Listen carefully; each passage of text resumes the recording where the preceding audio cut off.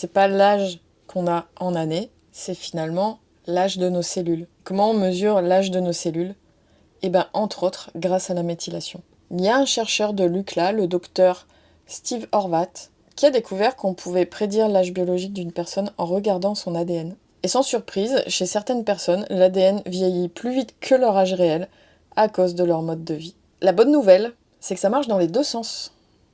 Nos cellules peuvent aussi être plus jeunes que notre âge réel. Grâce à quoi? À notre mode de vie. Il y a plusieurs études qui montrent qu'on peut ralentir et qu'on peut même inverser certains effets du vieillissement épigénétique. Les clés, vous les connaissez si vous me suivez parce que c'est toujours les mêmes. C'est l'alimentation. Régime riche en antioxydants. Quand je dis régime, on entend c'est un mode alimentaire, on n'est pas dans la restriction. Mode alimentaire riche en antioxydants, c'est-à-dire des légumes, un peu de fruits, crus, cuits, les deux. Une alimentation anti-inflammatoire. On surveille ses apports en vitamines du groupe B qui sont importantes pour la méthylation. Et tout ça, ça va protéger notre ADN. La deuxième clé, c'est l'activité physique parce que ça va justement activer les gènes qui sont liés à la longévité. Troisième clé, c'est la gestion du stress. Il y a des études qui montrent que la méditation régulière modifie l'expression génique.